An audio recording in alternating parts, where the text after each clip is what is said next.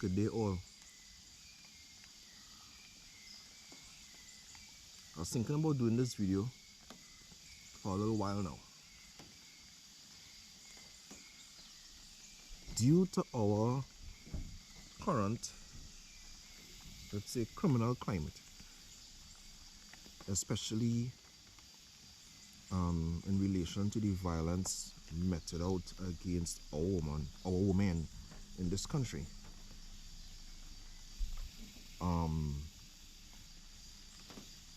We find ourselves in a precarious position of re-evaluating our moral values.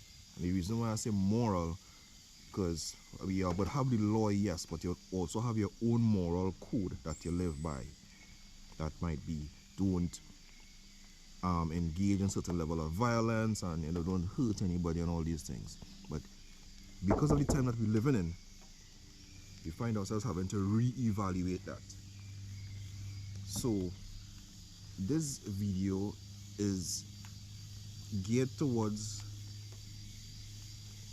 women, and it is to help women or give them another option when it comes to self-defense. And I don't like to use the word self-defense, because when most people hear self-defense, they think about, kick them in the groin and chuck your finger in the eye, and which are all good techniques, but it doesn't inspire much confidence when you're actually engaged in a fight for your life out there. So I don't like to say self-defense. I more like to say survival combat. Basically, if you don't engage or employ a certain level of assertiveness or violent action, you will die. Right? So survival combat. In most first world countries, it is said that the best tool to give you like 100 or close to 100% security out there, or 100% chance or a better chance of surviving out there against a deadly attack, is to be armed with a firearm.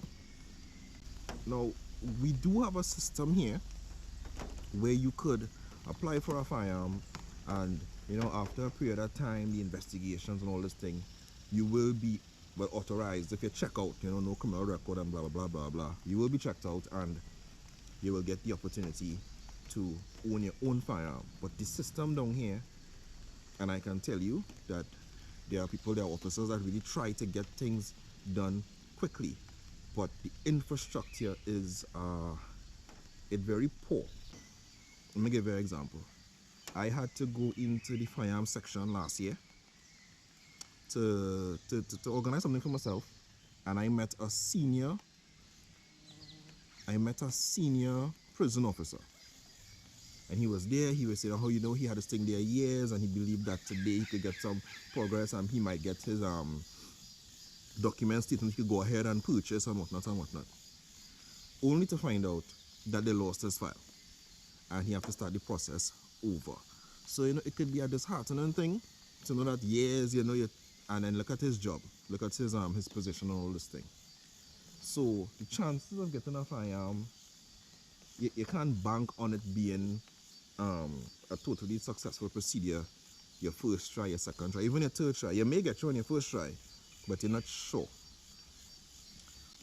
You have other options out there where if you want to survive in a violent attack, you have what you call your natural body weapons, which are your hands, your head, your feet, your elbows, and all these kind of things. Now, you learn to use these weapons in the military and whatnot, but it is not advised to use your own body as a weapon for a lengthened period of time. And when I say that, not like for 2 minutes straight, but like for years, just depending on your body, your own body, to be in combat all the time like that, right? So one of the secondary weapons that you learn are edged weapons. the blade, the knife, right? You learn to use that as an extension of your hand, an extension of yourself, so you could better have the tools to survive a dangerous encounter, right? But we have to discuss the laws in the country surrounding the use of and the possession of blades. So some knives are restricted, and in the law, I think is the in the act, I think is the Restrictions of Offences Weapons Act. Some knives are restricted. It's illegal to have it, right? So in it they said certain types of knives. So obviously the law it's written very strange. So obviously it have some knives that are okay to have as a tool in the culinary arts. So you would have your blades for that, you have your knives at home and all these sorts of things, right? So in the act there are three subsections, A, B, and C, that go into detail of the knives that you shouldn't have. And one of the knives they mentioned in section A is a flick knife. And a flick knife, as defined in the act, is any knife that can be deployed from the handle automatically due to pressure or spring action. So basically it means a button you press a button and the knife is engaged or deployed out of the handle. They call those flick knives. There's no movement of the wrist or any manual motion of your thumb to open the knife. You just press a button and the knife is out there. That is illegal. That is also known as a flick knife or a flick. Yeah, a flick knife or a flick gun. I don't know why they say flick gun, but you can't have that. In section B, they talk about gravity knives.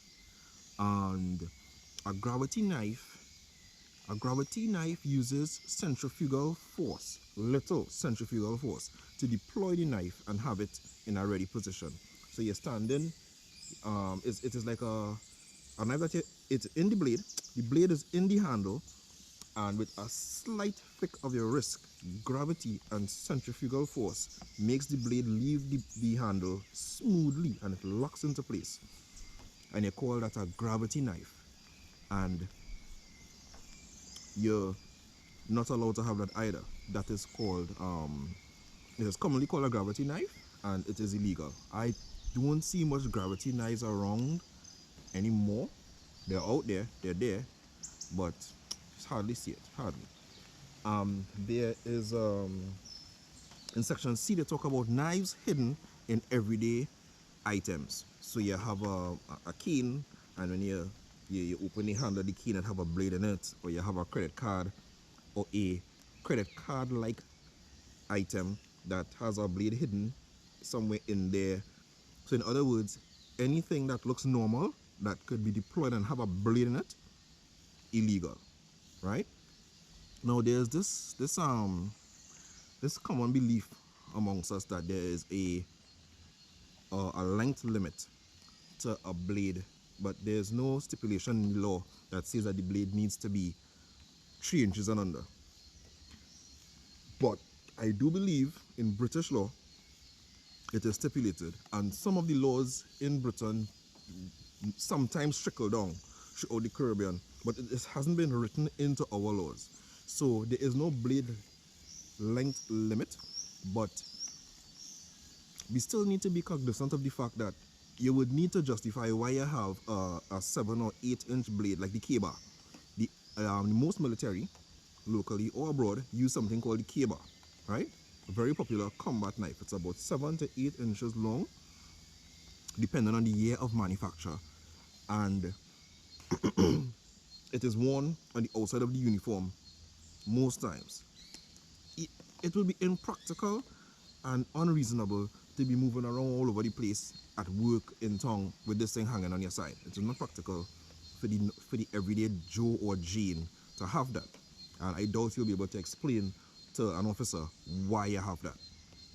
So it I recommend that you stay within the 3 inches range of the blade. I will go as far as to say 2.5 inches is good enough. With 2.5 inches and a little bit of knowledge, you are a small woman would be able to dispatch a 200-pound individual quite easily if you know what you are doing. This is for the ladies that are being targeted and they may have no choice but to fight for their lives, right? So yes, 3 inches, I would say 2.5 inches. So this blade is about 2.5, 2.6 inches. It is not 3 inches. Right? Quick anatomy of a blade. This blade in particular is called a fixed blade, meaning that there are no moving parts. The blade runs down into the handle and it usually comes with a small case to sheath or encase the blade. So you have your butt of the blade or the pommel. You may have a serrated edge. There is a somewhat type of serrated edge on this side, but it's better to have it here. Then there's the edge or the fillet edge of the blade or the belly. Those who know it as fillet would be in the culinary arts and will understand what that is. They have the point, they have the false blade. This knife have a hole here that you could put a paracord on. The reason for that is sometimes you're in a combat situation and the knife falls out your hand. If you have a paracord on the blade and it is around your wrist, it's the same reason why you would put one on your phone. If the phone drops, it does not fall to the floor. If the knife falls out of your hand, you don't have to go down on the ground to pick it up and make yourself a target. It's just right here. It's just to engage again. That is the advantage of having it on a paracord. The disadvantage is that you will not be able to change hands. If you're fighting, if you're fighting and it's in this hand and something goes on where this hand becomes incapacitated, you now need to put it on this hand. But to do that, you need to take off the cord, and you see that 2 seconds, you could be dead. So the paracord is good, yes, but in all things there are advantages and there are disadvantages. So you, in your instance, being the normal citizen, you would not have it on a paracord. You need to learn, and I will teach you now. I will show you that in how your grip would be and how to hold your knife so that you hardly have to worry about it falling out of your hand. And in these encounters, it will be so fast. These things shouldn't last more than 10 seconds. And 10 seconds is very long. So if you move fast enough, act fast enough, your assailant should be either trying to plug himself or get out of there as fast as possible. So let us talk about the grip real quick. There are many different grips that you would employ when using a knife, but there are 4 standard grips, and I'm only going to show you one. Right? This is your pommel, your hammer grip. The hammer grip, as you would say, just as how you would hold a hammer, you make a fist. Forget about the knife. You make a fist like you're going to punch somebody, but the knife is in your fist, the handle. If the pommel is long enough, it will come out at the end here. You could use this also for striking. The blade should may not run perfectly according to the orientation of your hands, the size of your hands and stuff like that, but the blade should run in line with your knuckles, and your thumb should be over your knuckles here, bracing, so it is locked in. You want to hold it tight, but not too tight. The reason why you want to hold it tight is if you deploy a knife, is because you're sure that somebody is trying to kill you or kidnap you, and they're going to violate you and then kill you or something like that. So your knife is deployed to defend your life. You are going to die if you don't deploy this knife. Treat it as if it's a firearm. So you will stab this person and there will be blood. And you don't want the blood to get in and down between your fingers and the knife. In training, we simulated this feeling by putting some light paper glue in Vaseline and rubbing it about your hands and the knife, and it becomes very difficult to retain the knife or to keep the knife when it is like that, especially when you're hitting a target, striking a target. So you want to hold it tight enough so that blood don't get in too much, but you don't want to hold it too tight, because too tight it means you won't be able to be as flexible in your arm movements and stuff like that. Okay, this is the grip. That is the only grip that you need to know for this video. I'm not going to get into too much detail. I don't want this video too long. Right? Targets. Now, I know by now people would be thinking, wait, this man coming to teach people how to kill people. Let me put something into context for you. As I said before in the video, this is for women. Women who believe they may be too weak to defend themselves by using a punch, a kick, some kind of fancy move, and these kind of things. They know their hands not strong enough to grapple somebody down onto the ground. They don't have that chest strength, that back strength to do these things and take somebody down. Or they don't have the years of training to be able to engage that. So I'm giving them the option in order to save their life of using a blade. And the reason why I'm saying a small blade, 2.5 inches, most people have a blade about this size that people would think would be fine, unassuming. They would look at it and say, you can't do anything with that. You would use it to cut. As a matter of fact, I just use this to cut fruit. I use it to cut my apples at work, peel oranges, and all these things. This is my fruit knife. It just so happens that in the event somebody attacks me, they will be my fruit. They will become the fruit. So you want that fruit knife that you always have in your purse there, you want to be able to use that in order to make sure that you don't die.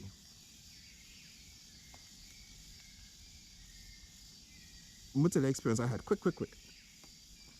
I was working in the West. I wouldn't say which station, but there was a report that a woman was raped. There was a home invasion and she was raped. She was home with her husband.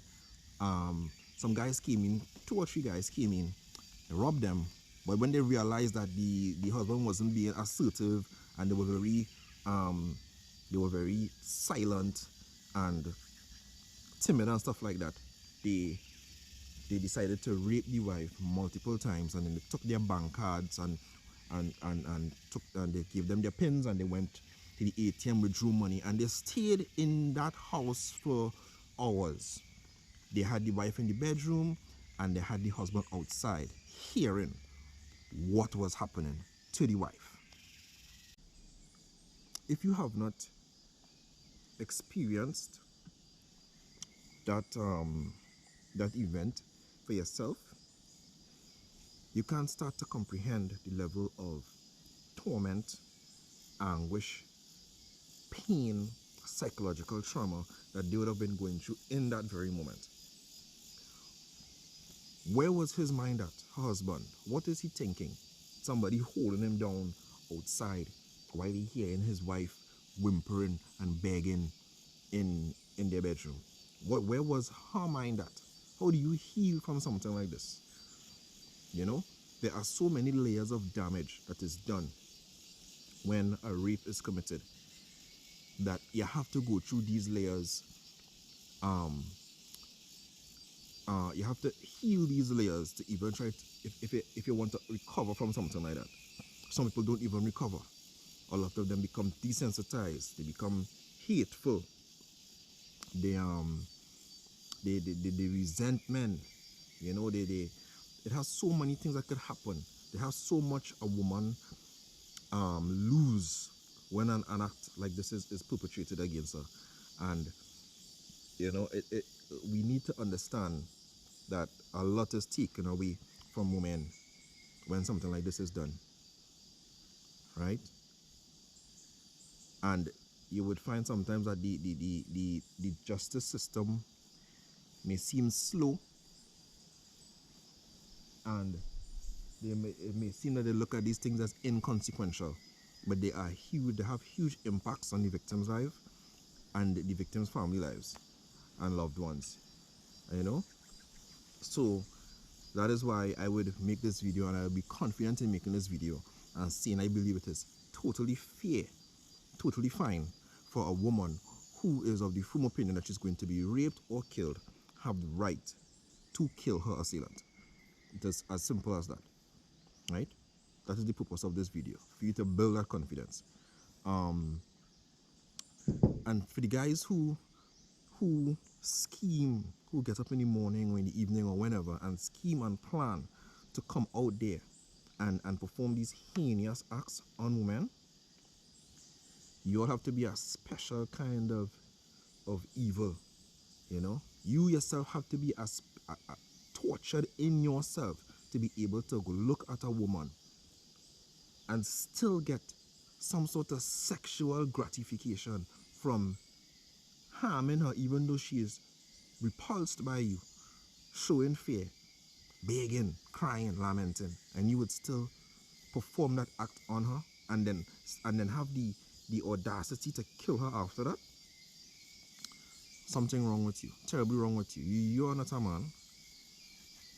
You're not a man at all. You're not even a little boy. You're more like a speck, just an insignificant speck just wasting away there, sucking up air. If it was up to me, all of you would either be killed or castrated, you know.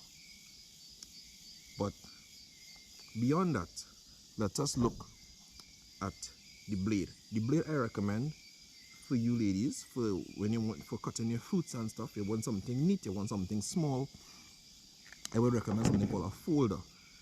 A folder, and it is not to be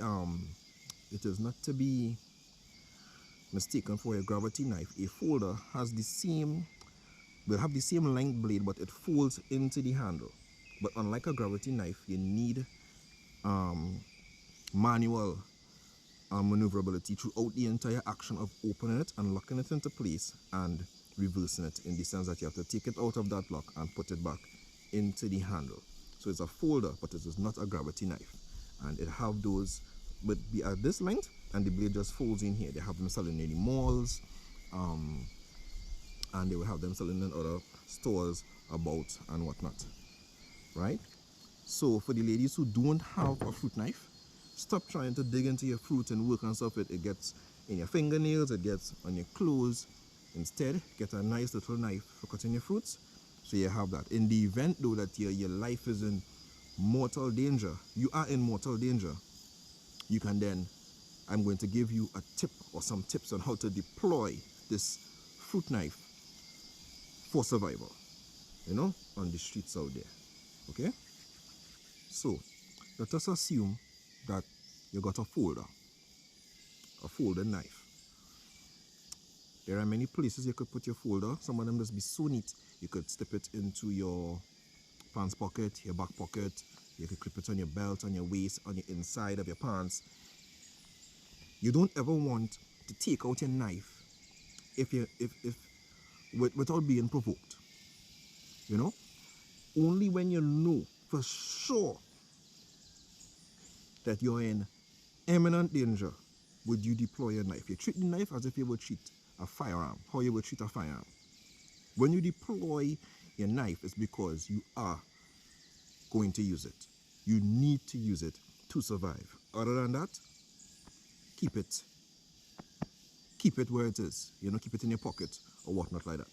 Okay? Targets. Now, before we get into targets, it would be wise, like when you're home and stuff, that you practice getting your folder from wherever you have it most comfortable. If it's your back pocket, your front pocket, clipped here, clipped in your waist, whatever, it will be good to practice getting it out as fast as possible and deploying it. And when I say deploying it, I mean taking your finger and putting it into your ready position and having it in your hammer grip. Practice that in front of your mirror or whatnot, so that in the event that you need to, it's a fruit knife, but in the event that you may need to use it, you may need to cut your fruit fast. You may be on the clock, you know, you have 1 more minute before your lunchtime over and you need to cut your fruit fast. You need to take out this thing fast enough, cut your fruit, eat it, and get back to work. Who knows? But you want to be able to take it out as fast as possible and have it ready. Okay? Targets.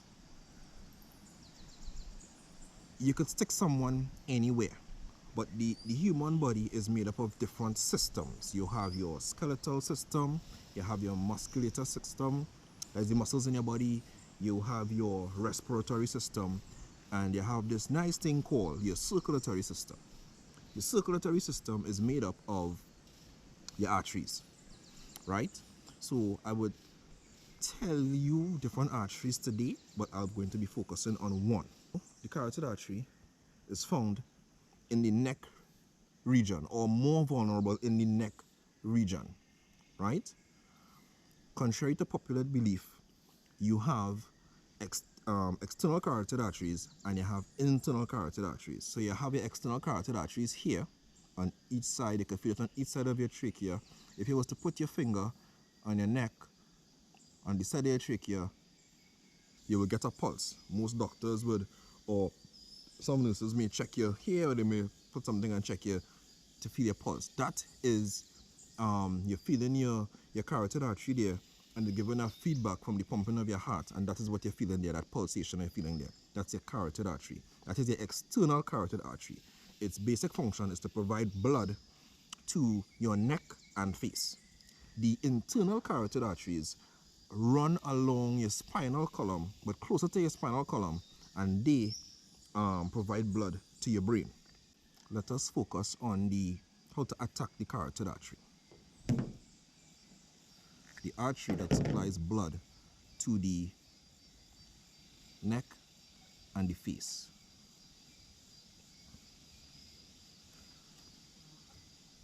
You're using your standard, the hammer grip that I showed you earlier. Same way, right? Thumb braces the fingers, blade runs along the knuckles, pommel out, right? If you were to be in a neutral stance facing forward, it would be something like this, right? What you want to do, if it is in your left hand, you could do it in your right hand also, but my right hand is a little compromised right now. I broke a bone in this hand recently there, so I'm using my left hand. Your right hand, let's say you're on your back, ladies. You're on your back, this person is over you, so as a result of that, that knife that you have in your pocket that you usually use on your fruits, you take it out, you know, and you have it in your hands like this. This person is over you, they're trying to get to your clothes and whatnot, fondling you and these kind of things. Focus. This is what you need to do. Knife in this hand. Your guiding hand, let's call it, the hand that don't have the knife on it. You take it and you wrap it around your attacker's neck. Because you want to bring them closer. They may freak out a bit because you're supposed to be fighting them off, but you're bringing them closer actually. You're holding the back of their neck here. And you're taking the blade and you're sticking it into the neck right next to the trachea here. Horizontally. You don't want the blade facing down. You want it facing to the side with the blade facing the back. So you're sticking it, you're holding them, you're sticking like you're stabbing on this side of the trachea here. And then while pulling them into you, you're pushing this hand out. This shouldn't take more than a second and a half, right? So grab, stick, pull, push. This will sever your blade, your 2.5-inch blade will reach where it needs to reach. It would sever the carotid artery, it would sever the vagus nerve, it would sever the jugular vein, it would cause a gushing of blood. And this is why there will be a gushing of blood. This person over you is excited. They're anxious, they want to get to whatever they want to get to, and they want to do it fast. So they're trying to, you know, so the heart is pumping, blood is moving through the circulatory system faster than usual. So when you now compromise that system by putting a hole in it, a lot of blood will come out. They will be very, very, very surprised at this.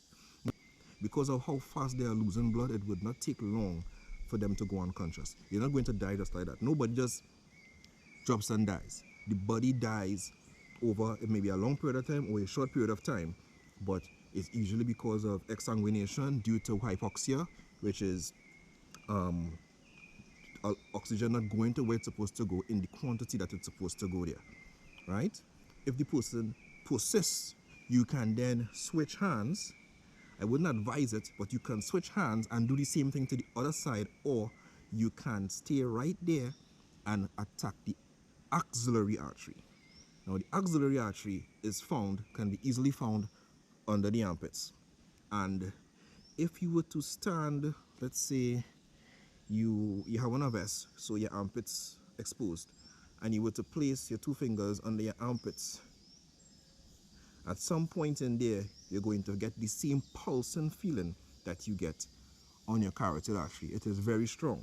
It is very strong because it is closer to your heart. It is an excellent artery to attack in that position where somebody is over you and they are trying to overpower you. So you go for the carotid artery, the chances of them trying to fight with you still is very low. But if they persist or they're not sure about themselves, make them sure. Go for the axillary artery. How you attack the axillary artery? Hammer fist. You're already in the position. With this one, you want to use a more defensive brace with your other hand. So now you have your hand on the neck area here, across here, pushing them off of you. When you stab up, same way, the blade facing directly behind them, the blade area or the belly of the blade facing directly behind them. When you stab up, you want to do the same thing. You have them here, you put your hand on their shoulder, and you push out this way. You could do it like that, or you can do it like this. Push out this way. That will take the axillary artery. It isn't too far. It really isn't too far. So, what I want you to do is, ladies, feel for your neck. Get in the habit of feeling where the carotid artery is. Feel for the axillary artery under your arm. Get into the habit of knowing exactly where those arteries are. That will be your primary areas of attack. Remember, you are being attacked to be raped and killed. So it means you're not going to be playing with these people. You need to escape. You need to kill first in that aspect.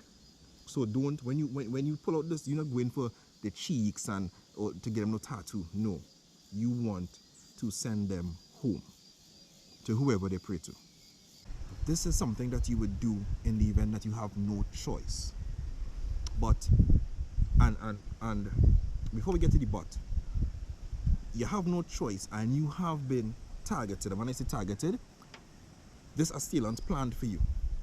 It was premeditated. They know they were coming for you, and so there was no way for you to actually avoid the confrontation. They came for you because they wanted to kill you, to rape you. So as a result, you had no choice. But there are the random targets. You see, the same way police officers would leave the station and go out there and patrol the beat in order to see if they could identify and detect crime in action and all these kind of things like that. Criminals do the same thing. They leave home and they walk the beat to see if they could find anybody who is an easy mark for them to take, be it to rob, but in this instance we're talking about rape and whatnot. So these targets will be random targets. Now there is another type of survival defense that I have been using for decades, that is tried and true, and I can't go into the full details of it here with you, but I will just touch on the fundamentals, right? I'm going to teach you how to be a less likely target. Okay? You're going to have to implement certain fundamental aspects of operating when you're out there in public. People would call it street sense. In the circles I run with, we say tradecraft or just craft, the craft, right? So there are 3 types of awareness that you have to be cognizant of. 3 types of awareness.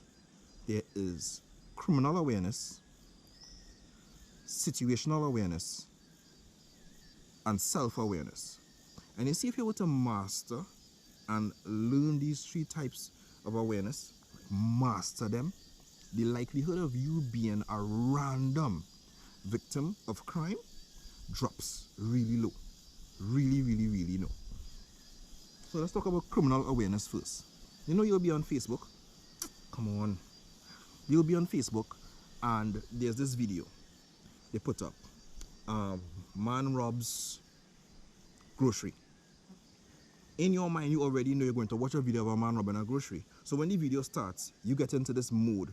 You're playing this game, unintentionally playing a game to see if you could pick out who's the person going to do the robbing.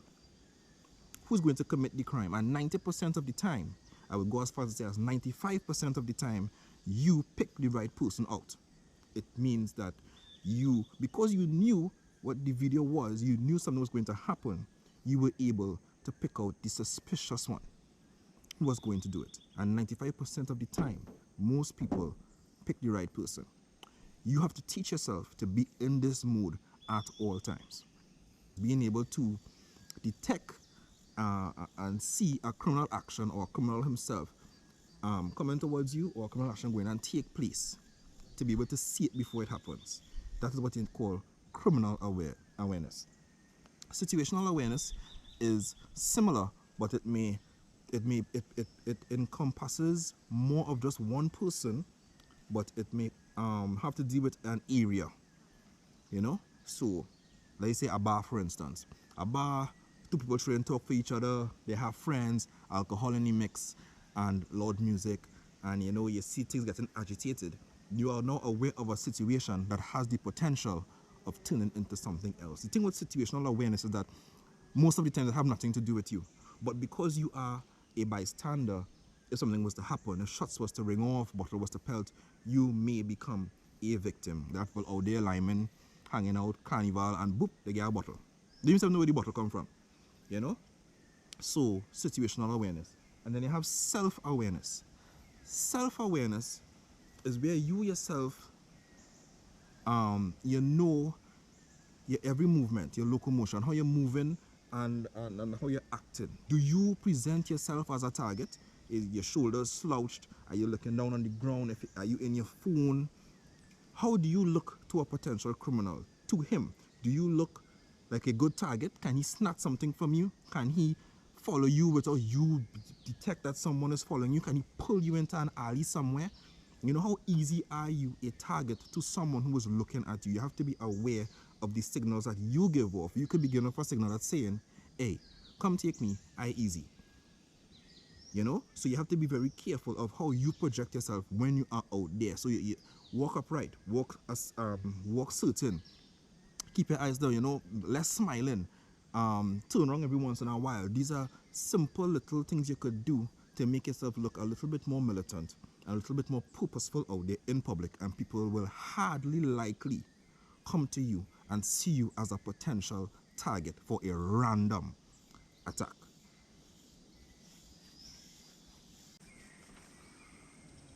So now we touch on the awareness aspect of it. And it will take some time, it will take practice, but eventually you will get there. Remember, this is your life we are dealing with here. You only have one, so you need to be able to apply as much tools as possible. Even if you had a pistol on you, you still need to learn these levels of awareness, these different types of awareness, because many people who have guns on them have been ambushed, have been killed, had their gun taken away from them. So it is probably the best tool. You know, like if you're going to rock, paper, scissors, the gun will be the best tool, but sometimes common sense may be your first and best option out there. Now, there are different types of awareness, and there are different types of responses to certain situations that you may have picked up due to your awareness abilities or something that you just happen upon. So this what I'm going to list out here isn't something that I developed. It was something I learned from reading. This is somebody else's thing that they developed, and I see how I could have incorporated it into my training. So it's called CEDAF, CEDAF, and each letter stands for something. So in a situation, you may have to, you may see the need to do one of these things or two of these things in order to survive it. So the C stands for comply. Sometimes they get into a situation, and sometimes the best way to deal with it is if you realize the persons when they look like they just want to take your wallet and they just want money, you just comply. It may be safer that way. You may have family close by, and even if you were to take action, one of them may get hurt. You comply. It's not like you're going to get killed or anything like that. It's just a standard robbery or larceny. You comply. The E stands for escape. If you have the ability to escape safely without getting yourself harmed or injured, you can do that. That is the only time you would see escape. If it is you can escape without getting yourself killed in the escape, right? The D stands for de-escalate. There are some situations, and this is something that I don't believe we practice that much in this country. We should be trying to de-escalate situations as much as possible. Most time we find ourselves escalating it. Somebody fighting, we watch, we prod on, we share. It doesn't matter if it's two kids, if it's two women, if they starting to show the nudity out in the road there, we cheer them on, we laugh and all this kind of thing, but that is not good. We're supposed to be de-escalating. As soon as a physical confrontation takes place, part it, de-escalate. CEDA. The A stands for assert. Assert yourself. You may have a situation, example, a vagrant following you. It could be anybody, and they're following you, and they're telling you something, or they're knocking a piece of stick on the wall following you, trying to intimidate you. And as a young lady, you turn around. There are some ladies out there very vocal. You turn around and you tell them where your mother make, where you come from, and he realized you assert yourself. You use expletives. You was loud. You assert yourself to him, and he realized, this girl more crazy than me. I done. In the workplace, the same thing. Somebody come and making sexual advances against you, sexual innuendos, and you say, listen, you're not on that, and the thing is, assert yourself, and it stops. You put a stop, or you put a dent in like a psychological attack towards you. That is assert. And the F is for fight back. So you have CDAF, comply, escape, de-escalate, assert, and fight back. And of course, if you're going to fight back, you know what we talked about earlier on. If you're fighting back in this sense, it is because your life is in danger. I use CDAF all the time. All the time. I use CDAF. I'm going to give you a perfect example. I ride my motorbike all over the place. And one time I went Las Cuevas, and I am all about the scenery. That's why I'm here. I would come out, take pictures, and I was on the beach there taking out pictures and stuff. And I felt this guy, somebody walk up to the back and on the right side of me. So I just thought they was either admiring my phone or watching or taking the pictures and thing. And somebody says, bike man, you had to take off that helmet and I'm asking, because I just stopped by to take the pictures, so my helmet and my balaclava was on still. So I turned to him casually and I said, why? Like genuinely wanting to know why I need to do that. And he said, well, you do it now, and dead stupid. And he walked off. And I was surprised. So, because of my past jobs and stuff like that, I've tried to see if I know the person. He walks and he goes down these steps. There's these steps to go down to the beach there. And I take 2 steps behind him. And I'm at the top of the step, and he walks down the steps. And he meets this other guy, and he's pointing at me. And I'm cool. Cool like a polar bear toenail. And then the both of them runs down the step. So my mind racing there, still in the same spot, and then it hits me. Sandman died either the day before, 2 days before, some kind of thing. So all around me, well, not all around me, but there would be undesirables there, part of his, his usual entourage who probably grieving or whatnot, a emotionally charged place. So as much as I may have been able to push the issue, I decided I went to CDAF, de-escalate, escape. By the time they dug up whatever they dig up in the sand with whatever bag, whatever they had, I was already 8 corners away, going towards Blanche shares to take off my rest of pictures, you know. So it's not about the macho man out there being, no, common sense and getting back home.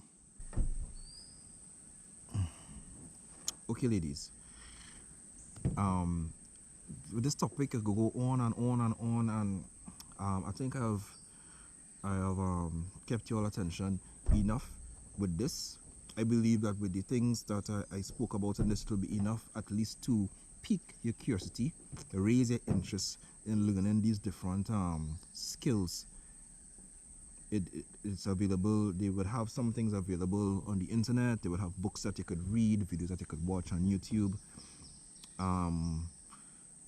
I believe what I've said so far is enough to get you started on something, enough to get you at least a little bit more aware and a little bit more knowledge on how you could survive a lethal attack on your person, right? Men, we have to do better, right? We have to do much better. We have to up our standards, demand more be done for our women, right? And this time we need to assert ourselves in that aspect and demand more be done to protect our women, right? It is important on every social level of this country, of every economic level of this country. A woman is a woman, no matter if she have money, if she don't have money, whatever, it doesn't matter, right? We need to protect all of them. All right, so I think this video went on long enough. Ladies, continue to be safe out there, continue to be alert, and fellas, let's do what it is in us to do as men and protect our women.